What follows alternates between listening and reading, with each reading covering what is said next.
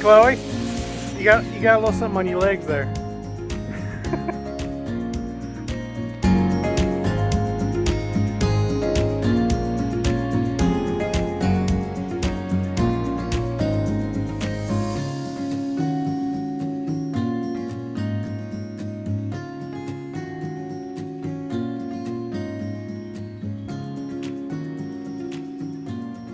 Hi, welcome back to Shawnee Hills Workshop.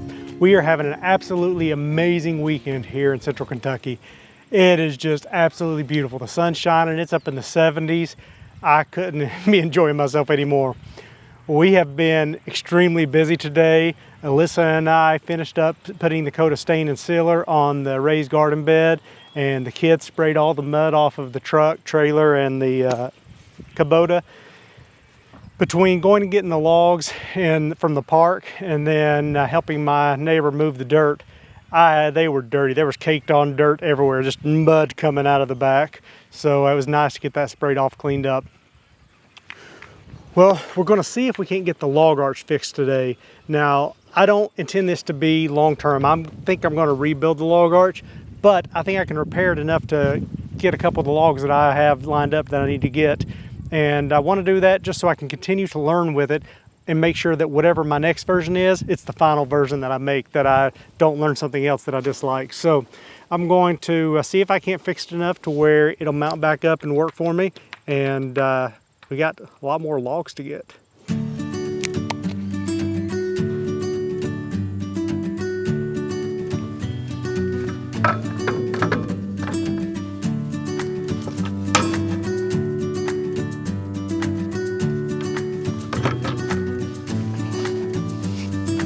So what I'm going to attempt to do is to make some relief cuts in the metal through 3 of the sides and be able to bend this back straight, and then I'll weld those up. Now this metal has already had plastic deformation. It is compromised and will never be as strong as it was again. Now my thought process is, for the logs that I'm going to be lifting from this point on, I'm not going to need anything that's as strong as it was. It should be good enough just to lift them up. And this will buy me some time to figure out how I want to design the next one. So we'll see if we can straighten it up, or at least get it straight enough to where it can mount again and not rub the side of the trailer.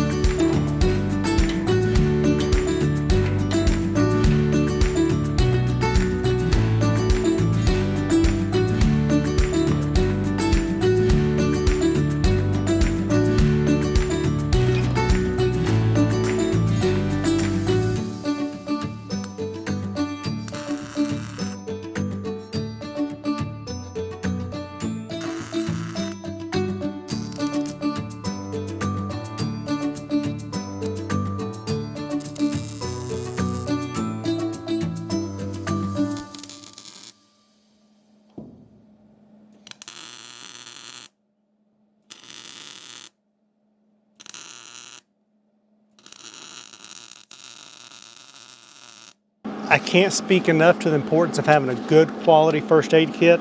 I have one of these in every one of my vehicles, and my daughter just wrecked her bike pretty good, messed up her face, her knee, her feet.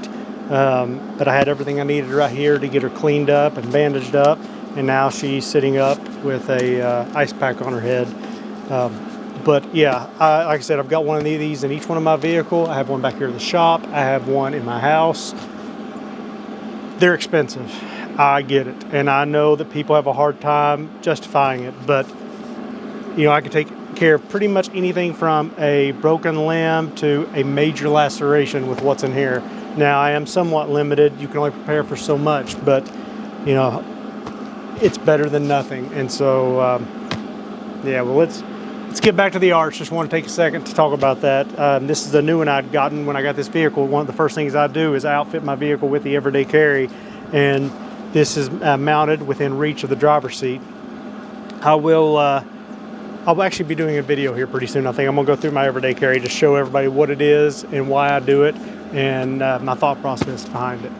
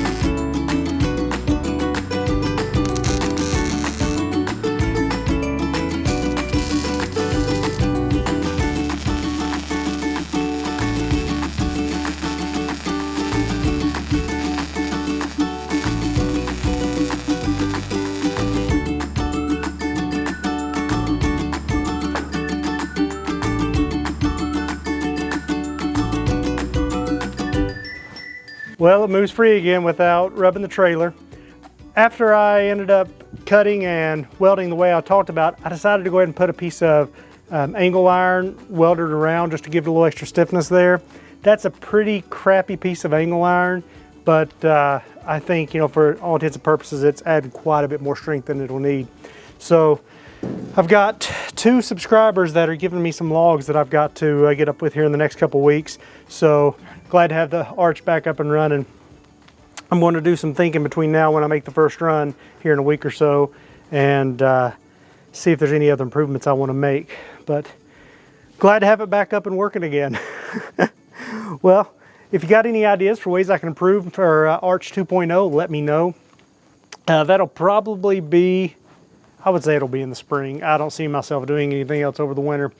But if you like this kind of video, hit that thumbs up button. If you don't like this kind of video, hit the thumbs down button. Either way, leave me a comment telling me why. If you're not already a subscriber, I would truly love to have you. Hit that subscribe button. And if you'd like to get notified every time I put out a new video, hit that bell for notifications. Thanks for watching, and we'll see you next time.